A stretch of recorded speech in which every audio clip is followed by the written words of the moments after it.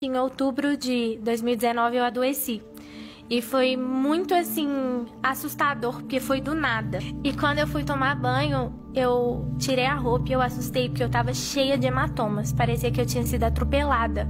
E nessa hora, minha mãe se desesperou. Ela falou assim, filha, vai pro hospital agora. E eu fui pro hospital. E aí, quando eu fui mostrar pro médico os hematomas já tinham se quadruplicado. E eles nasciam hematomas na frente dos médicos. E o médico nunca tinha visto aquilo. E aí ele, só um minuto que eu vou chamar outro médico. E aí veio esse médico, ele, só um minuto que eu vou chamar outro médico. E começou a chamar um, outro, até que já tinham vindo 15 médicos. E nenhum dos médicos sabiam o que eu tinha. E a gente começou a procurar os melhores médicos que a gente podia. E eu fazia exames, tinha um dia que eu fazia 75 exames. E nada, ninguém sabia o que eu tinha. E tipo, a gente já tinha procurado os melhores médicos do Brasil. E sentar na frente de um dos melhores. E ele falou assim, olha, tem coisas que a medicina não é capaz de explicar. Tem doenças que a gente não entende.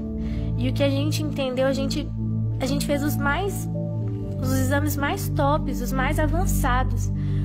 E tudo consta como inconclusivo. Tem doenças que a medicina ainda não sabe que existe.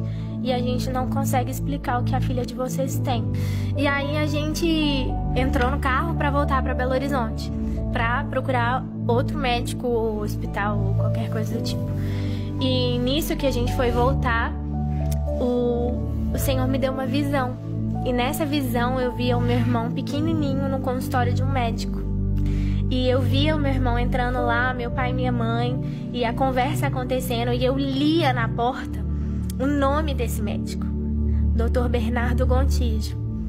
E de repente eu acordei da visão e o Espírito Santo falou assim comigo, você tem que ir nesse médico. E quando eu cheguei lá, ele é um médico de doenças raras. E só que nesse tempo, com tudo isso acontecendo, eu já decidi que eu ia voltar a viver normal, entendeu? Bem doida, né? E eu tomei essa decisão, falei, eu vou voltar a fazer o que Deus me mandou fazer, eu vou servir, eu tô doente, mas Deus continua curando, eu tô com problema, mas Deus resolve os problemas, porque não tem cura, Deus tem milagre. Com isso tudo, eu apresentei e ministrei e preguei o Congresso Moças Diante do Trono, profetizei cura para muitas jovens, orei por muitas jovens, porque eu entendo que não é porque eu tô doente que Deus não é um Deus que cura. Deus é independente como eu esteja. Ele sempre é.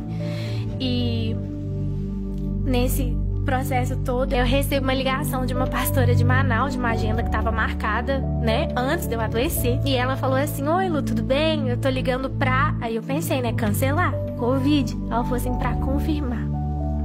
E aí eu tava pronta pra falar com ela, né, pastora? Infelizmente eu não vou poder ir e tudo. E aí quando eu fui falar com ela, o Espírito Santo falou assim comigo, você vai. E quando eu cheguei, essa é a parte mais linda. Quando eu cheguei, tinha uma salinha, sala pastoral, assim, né? O pessoal chama de sala VIP, mas eu não gosto desse termo. Aí tinha a sala ali e quando eu entrei, tinha um cara tomando soro na veia. O que eu achei que era soro na veia. E uma enfermeira. E eu falei assim, o senhor passou mal? E esse cara virou e falou assim, não, eu não passei mal, não. Eu tô fazendo minha última sessão de quimioterapia. Falei, quê? Ele falou assim, eu não quis deixar de vir. E eu tenho um câncer terminal. Eu tenho um câncer de 11 centímetros. E eu vim pra cá e eu tô fazendo minha última sessão de químio. E quando ele falou isso, eu esqueci que eu tava doente. E eu saí correndo, eu ajoelhei nos pés dele e eu comecei a orar. E eu orava e eu falava, Senhor, cura a vida desse homem, Deus, cura a vida desse homem. O Senhor morreu na cruz pelas nossas dores e enfermidades também, Senhor, cura a vida dele. Eu orava por ele e de repente a pastora encostou em mim e ela falou assim, Lu, sua banda já tá lá em cima, os meninos já estão tocando. Eu saí correndo, eu falei assim, você tá curado, você crê? Aí ele, amém. E eu saí correndo e fui ministrar. E quase 99,9% dos congressos eu faço o louvor e a pregação, mas nesse era só o louvor. E aí eu falei assim, eu ministrei, foi um poder, assim, poucas vezes eu senti esse poder do Senhor nessa ministração. Eu acho que literalmente, né, era entre vida e morte ali. E quando terminou a minha ministração, eles falam, com você, sou pastor da noite. e entra o cara. Ele vira e fala assim, ó, tem 11 anos que eu luto contra o câncer e eu já tô no estágio terminal, mas enquanto eu viver eu vou fazer o que Deus me chamou pra fazer. E ele começou a pregar e eu lembro que eu falei, nossa, 11 anos que as pessoas oram por ele, quem sou eu?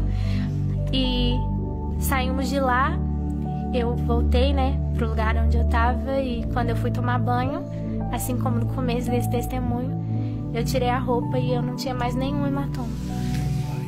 Enquanto eu orava para que outra pessoa fosse curada, Deus me curou.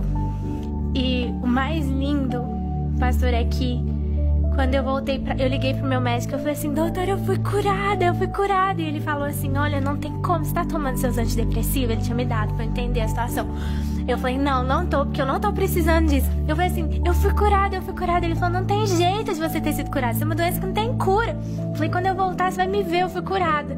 E quando eu voltei, ele e os 15 médicos atestaram que eu fui a primeira pessoa a ser curada dessa doença. E pra finalizar, nesse dia que eu recebi o atestado de cura, e eu recebo um WhatsApp.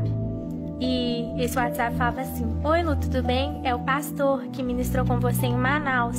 A pastora Luciana, que era a pastora que nos convidou, me passou seu número e eu queria que você visse esse documento que eu tô te mandando.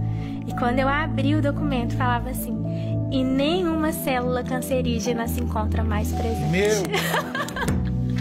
Esse é o nosso Deus. Gente, olha. Quai, seu app de vídeos curtos.